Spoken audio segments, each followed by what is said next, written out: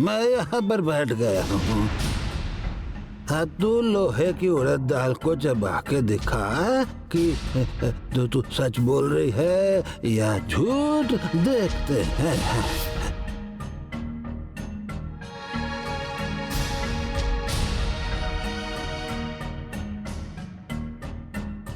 राक्षसों के महल में प्रवेश करने से पहले 3 चीजें अपनी थैली में रखना भूलना मत। एक तो बड़ा सा पका हुआ पपीता, एक मुट्ठी भर भुनी हुई उड़द की दाल और एक छोटी जिंदा चिड़िया। हाँ।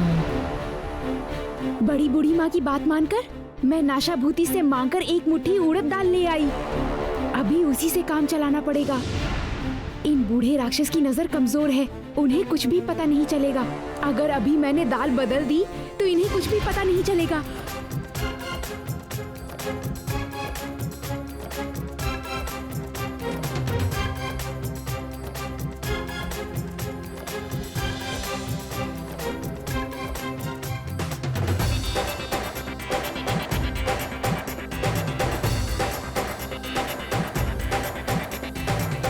ठीक है, तो फिर देखिए मैं आपकी ये लोहे की उड़द दाल कैसे चबा जाती हूँ।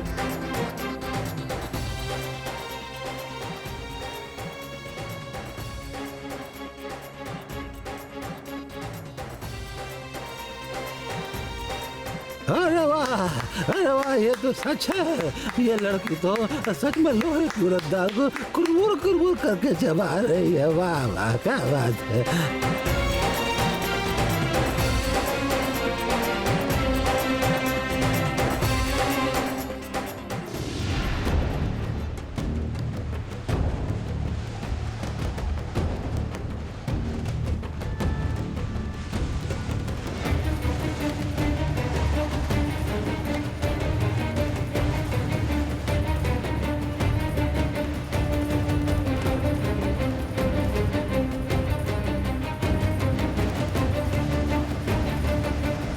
यही है वो बगीचा राजकुमारी। आपको याद है हम यहाँ रोज खेलने आते थे।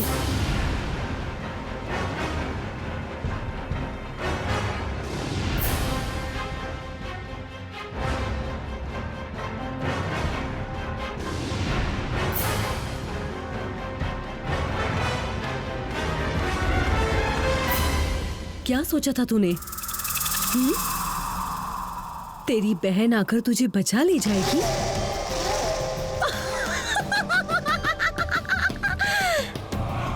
ऐसा नहीं होगा, ऐसा कभी नहीं होगा, क्योंकि तेरे पास पहुंचने से पहले ही मैं उसे पकड़ लूंगी। तेरी बहन पारुल की बलि चढ़ाकर मैं तेरे साथ ही उसे गाड़ दूंगी। दोनों भाई बहन साथ में ही रहना इस राक्षस राज्य के बगीचे में।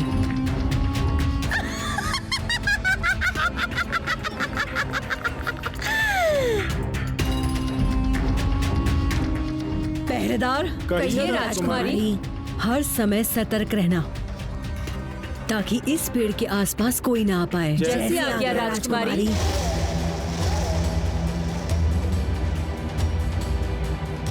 सुबला कुबला, चलो आसपास थोड़ी और सैर कर लेते हैं। कहीं और चलते हैं।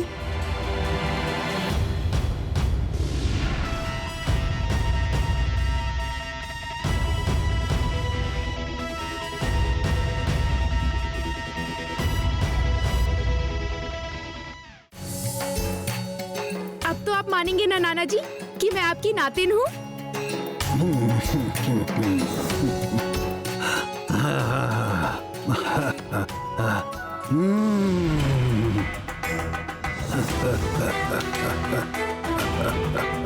ये पकड़ ले जरा, पकड़।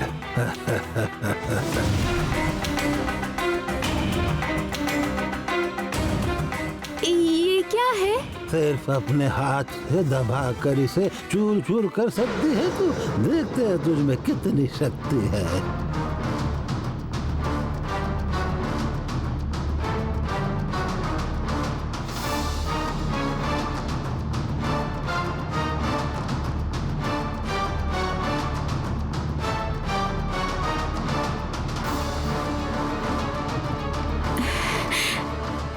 ये तो कुछ भी नहीं है नाना जी। ये तो मैं बस यूं ही कर दूंगी। ऐसा है क्या? फिर तो बहुत बढ़िया है। फिर तो ये बहुत बहुत अच्छी बात होगी। ठीक है, करो।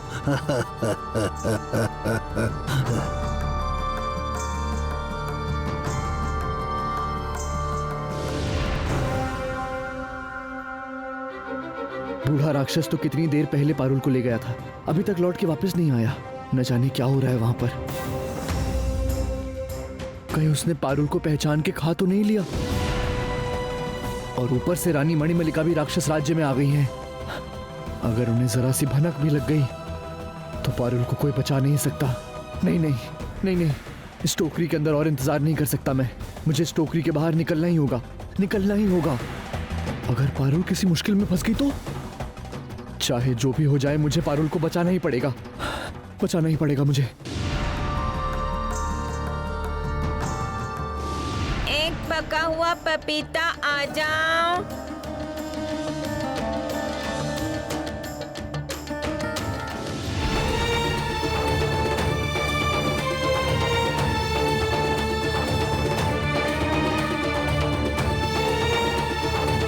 एक बार जाकर देखना ही होगा क्या चल रहा है वहां पर।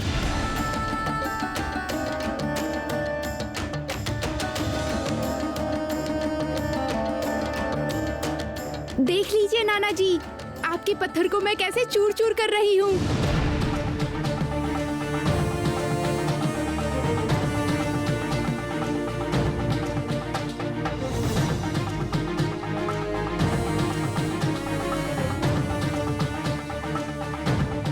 आपने तो पत्थर को सिर्फ चूर चूर करने को कहा था। आपके इस पत्थर से देखिए मैं कैसे रस भी निकाल रही हूँ।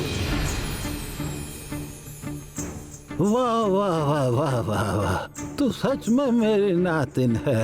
वाह वाह वाह वाह वाह वाह वाह वाह।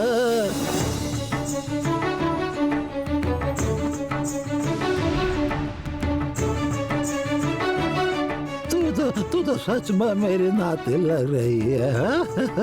बहुत अच्छे है। बस एक और परीक्षा है। एक और परीक्षा में तू सफल हो जाएगी ना तो मेरे मन में कोई संदेह नहीं रहेगा बेटी। एक और परीक्षा? पता नहीं बूढ़े बाबा और क्या कहेंगे। बताइए और कौन सी परीक्षा देनी है नाना जी? मैं हमेशा तैयार हूँ।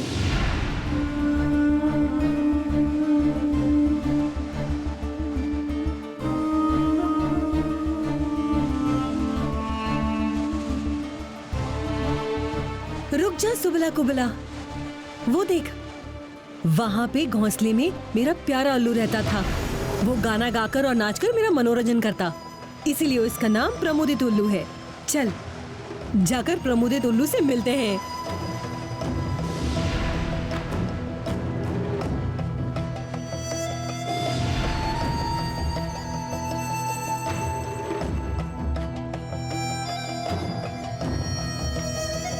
प्रमोदित उल्लू बाहर निकला, राजकुमारी तेरी प्रतीक्षा कर रही है।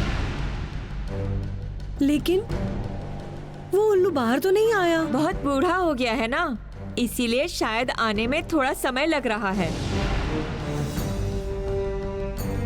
प्रमोदित उल्लू, प्रमोदित उल्लू, कहाँ है तू?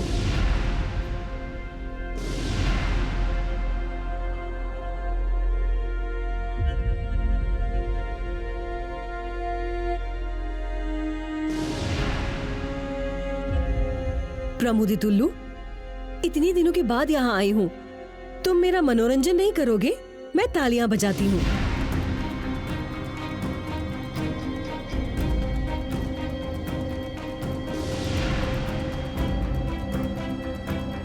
क्या हुआ इसको? ये नाच क्यों नहीं रहा है? ये गाना क्यों नहीं गा रहा है? अच्छा ठीक है, तू नाच गाना नहीं करेगा तो तू एक बार कलाबाजी करके दिखा।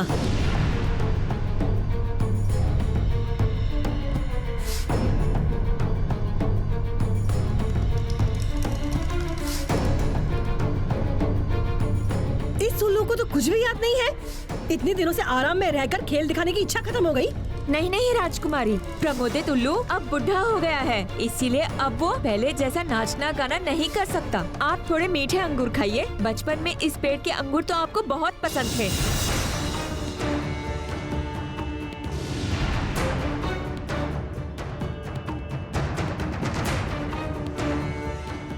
ये लीजिए। मुझे कुछ भी नहीं खाना है। मुझे कुछ भी अच्छा नहीं लग रहा। अगर ये कुछ भी नहीं कर सकता तो इसे ऐसे ही रहने दो। बिना किसी कारण के इन सब प्राणियों को हम दाना पानी देकर पाल रहे हैं, और आज से इस उल्लू का दाना पानी सब कुछ बंद।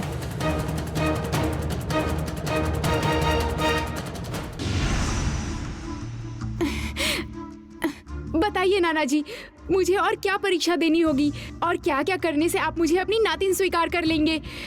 बस और एक ही परीक्षा देनी है तुझे। हाँ, उसके बाद हम निश्चिंत हो जाएंगे।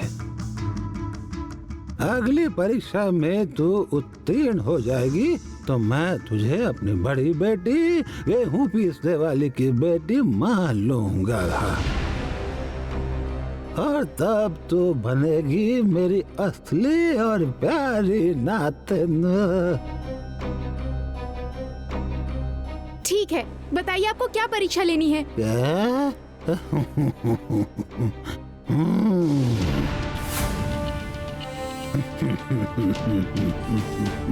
ऐसा पकड़ पकड़ इस पत्थर को। इस पत्थर से क्या करना है? वहाँ दूर एक लंबा सा पेड़ दिखाई दे रहा है ना तुझे? हाँ?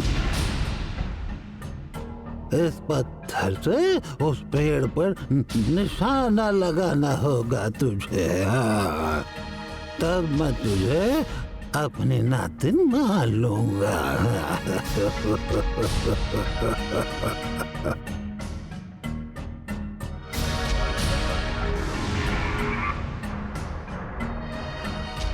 वो पेड़ कितना दूर है, कैसे मैं निशाना लगाऊंगी? वो भी रात के इस अंधेरे में? नहीं नहीं, ये तो असंभव है। क्या हुआ? क्या सोच रही है तू? हाँ, तू नहीं कर पाएगी क्या? हाँ? हम राक्षस तो रात में भी अच्छे से देख सकते हैं। हाँ, हाँ, हाँ। और इतनी दूर तो हमारे यहाँ 5 साल के बच्चे भी फेंक लेते हैं। सच में। हाँ। क्या हुआ? ऐसे रुक क्यों गई तू? हाँ? क्या हुआ? अब तक तू कहीं मुझसे झूठ तो नहीं बोल रही थी ना बच्चे? सच बता मुझे। हाँ? मुझे तो लगता है कि तू सच में इंसान ही है। हाँ, मेरी नातिन बनकर मुझे धोखा देने आई है तू? है बोल।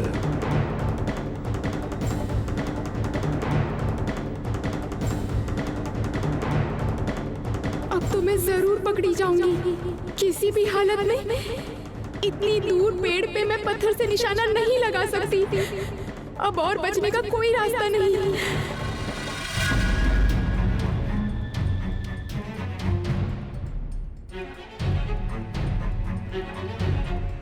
क्या हुआ? चौंक क्यों गई तू? पहले के सारे पड़ाव तो तूने फटाफट पार कर लिए थे। हाँ? अब पत्थर फेंकने के समय तू अटक क्यों गई? क्या हुआ? किस बात की तकलीफ है? उलझन तो बहुत बड़ी है। इतनी दूर तक पत्थर फेंकूंगी कैसे? पर कैसे भी करके नाना जी को भरोसा दिलाना ही होगा, वरना शायद अभी के अभी निगल जाएंगे मुझे। लेकिन अब कौन सा तरीका अपनाऊं मैं? इसका मतलब मेरा शक सही निकला है ना? इंसानों वाली महक आ रही थी तेरे शरीर से।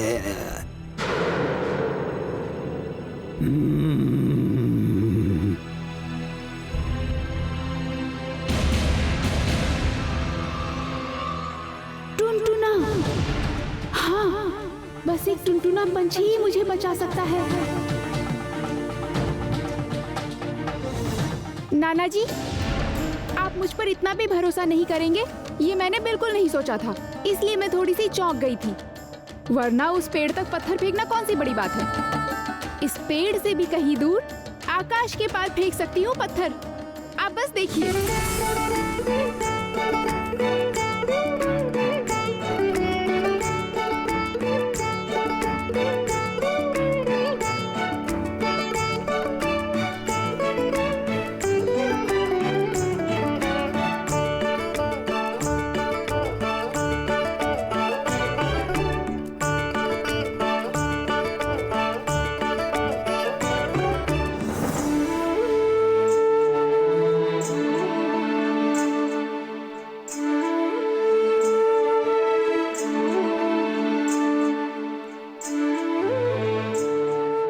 आपने देखा नाना जी, मेरा फेंका हुआ पत्थर दूसरे शहर पहुंच गया है। अब तो यकीन है ना मुझ पर? अरे वाह, फिर तो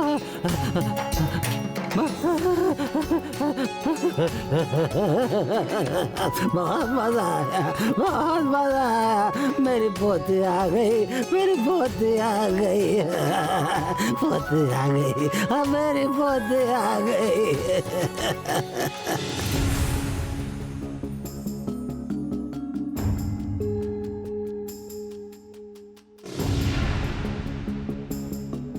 अब किस तरफ जाऊं? पारुल को लेके बूढ़ा राक्षस तो चला गया, लेकिन वो बूढ़ा राक्षस गया किस तरफ, ये मैं कैसे समझूंगा अब? चलो इस तरफ जाके देखता हूं एक बार। हाँ,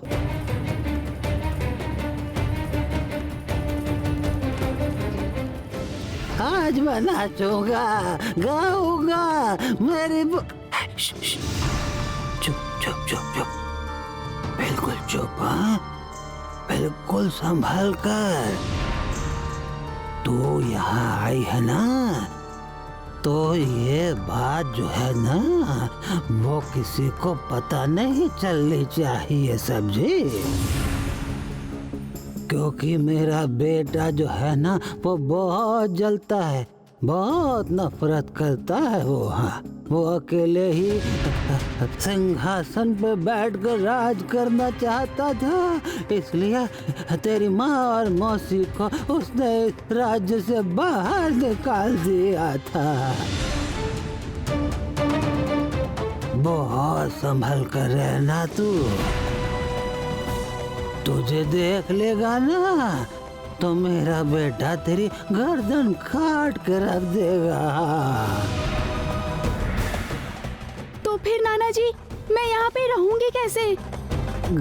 घबरा मत पोती, तू घबरा मत। हाँ, मैं तुझे अच्छे से छिपा कर रखूंगा। हाँ, कोई भी नहीं जान पाएगा। तू मुझे एक बात बता। हाँ, पर सच बताना। हाँ बेटे,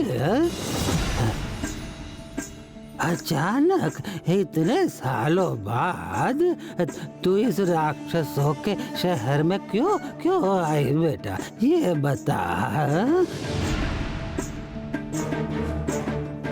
काश तेरी माँ साथ में आती, मुझे कितने साल हो गए उसे देखे हुए। तेरे पैदा होने की खबर तक नहीं मिली मुझे बेटे। अचानक तू किस काम से यहाँ आई बेटा? बचपन से ही माँ के मुंह से आपकी बहुत सारी कहानियाँ सुनी थी, लेकिन आपको कभी देखा नहीं था। आपको मिलने का बहुत मन करता था, इसलिए जैसे ही बड़ी हुई और मौका मिला, मैं भागकर चली आई आपसे मिलने। लेकिन मैं ज्यादा दिन रुकूंगी नहीं नाना जी, कुछ दिन रहकर ही चली जाऊंगी। लेकिन आपसे मेरी एक फरमाइश है नाना जी। तेरी जो भी फरमाइश है ना, बेझिझक मुझे बता दे, मैं पूरी करूँगा। मैं यहाँ जितने भी दिन रहूंगी, मेरे ये ननिहाल के शहर में मैं घूमना चाहती हूँ। बस इतनी सी फरमाइश है मेरी नाना जी। ठीक है। हाँ, फिक्र मत कर तू। हाँ, इसका इंतजाम हो जाएगा। अब चल घर चलते हैं। चल बेटा, चल घर चलते हैं। तुझे राक्षसों जैसा देखना पड़ेगा, वरना तू कई तरह की मुसीबतों में पड़ सकती है बेटा। कौन है तू? अब किस्मत में जो लिखा है वही होगा। अब मुझे इनका सामना करना ही पड़ेगा।